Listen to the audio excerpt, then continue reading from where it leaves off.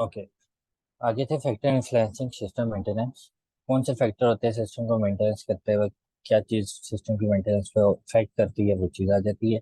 Maintainability basically क्या है? Maintainability basically जब आपका एक सॉफ्टवेयर आपने वो पब्लिश किया है, वो पहले से ही करेक्टेड है, अडेप्टिव भी है और इन्हेंस हुआ हुआ है, तब आपकी जो मेंटेनेंस में आपकी कॉस्ट आएगी वो बिल्कुल आपको लो होगी।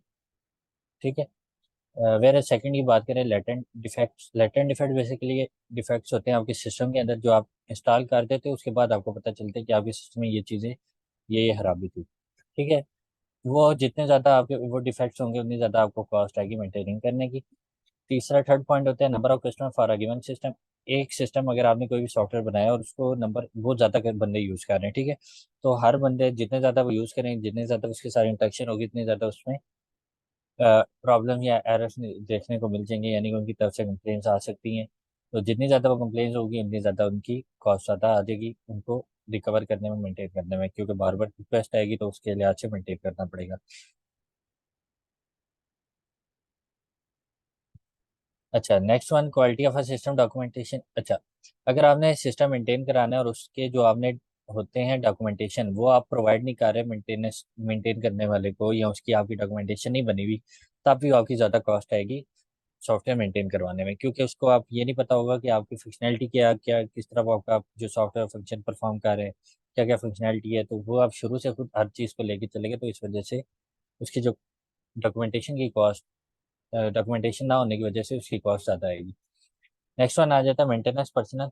ये बेसिकली एक पर्सन होता है जो मेंटेनेंस के लिए ऑर्गेनाइजेशन वाले हायर करते हैं, जो कि सॉफ्टवेयर में चेंजेस वगैरह कर सकता है, टेक्निकल बंदा होता है। टूल्स बेसिकली, अब टूल्स क्या होते हैं? टूल्स ऐसी चीज़ें जो आपके सॉफ्टवेयर को ऑटोमेटिकली इन्हेंस कर लें या मेंटेन कर ले। अब कौन कौन से टूल्स हैं उनके तो नहीं नु में बताया हुआ, अलबत्ता ये लिखा हुआ है कि tools automatic procedure system documentation. ऐसे टूल जो ऑटोमेटिक प्रोड्यूस करते हैं, क्या करते हैं, डॉक्यूमेंटेशन करते हैं सिस्टम की, एट लोअर कॉस्ट, आपसे बहुत कम चार्ज करके, यानी कि पेड सॉफ्टवेयर होते हैं जो ऑटोमेटिकली ये सारे काम करते हैं जो एक मैनुअल बंदा करता है। या आपको से कोड ले, आपसे ये ले ले, आपकी स्पेसिफिकेशन ले और उसके मुताबिक आपको न्यू कोड जनरेट करके दे, जो आपका टाइम भी बचाएगा और कॉस्ट भी।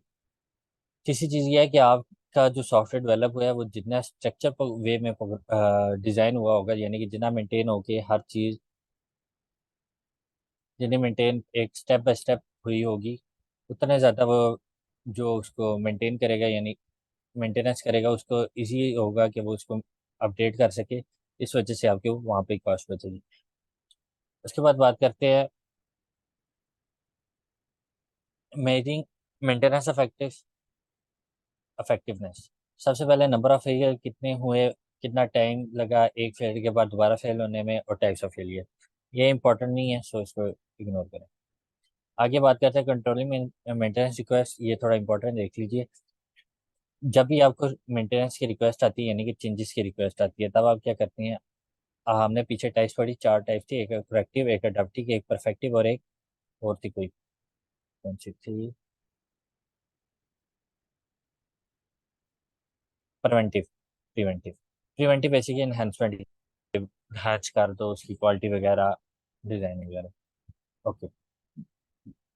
चेंज रिक्वेस्ट की आई तो सबसे पहले आपने क्या देखा रिलेशंस में कि टाइप कौन सी है। अगर तो करेक्टिव है तो आपने फौरन एक्शन लेके उसको प्रायोरिटी दी और जो भी उनकी क्यूरी थी उसको सॉल्व आउट किया।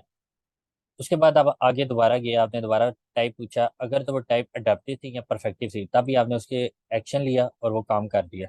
क्योंकि अडेप्टिव में हम मॉडिफिकेशन करते हैं सॉफ्टवेयर की, वेयर एज परफेक्टिव में हम उसकी जाते हैं परफॉर्मेंस वगैरह को इन्हेंस करने के लिए।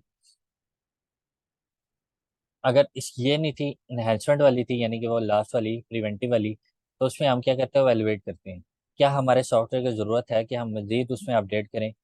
अगर तो ज़रूरत है तो हम उनकी जो रिक्वेस्ट है उसको अप्रूव करके उस पर एक्शन परफॉर्म करते हैं, वेर एज अदर केसेस में हम उनकी रिक्वेस्ट को टर्मिनेट कर देते हैं। अच्छा, रिक्वेस्ट किस तरह ऑर्गेनाइजेशन के पास आती है या क्या उसका हिसाब किताब होता है वो देखें। सिस्टम यूज़र जो सिस्टम यूज़ करने वाला है, उसने रिक्वेस्ट की, चेंज की, प्रोजेक्ट मैनेजर के पास आई। प्रोजेक्ट मैनेजर ने रिक्वेस्ट की डेवलपमेंट टीम को जिन्होंने वो सॉफ्टवेयर डिवाया था, और उसके बाद उन्होंने डिसीजन दिया कि हम इस पे एक्शन लेंगे या नहीं लेंगे। जो डिसीजन था उसके मुताबिक उन्होंने रिस्पॉन्स नोटिफिकेशन दे दिया यूज़र को, और उस पर काम शुरू करती है मेंटेनेंस का।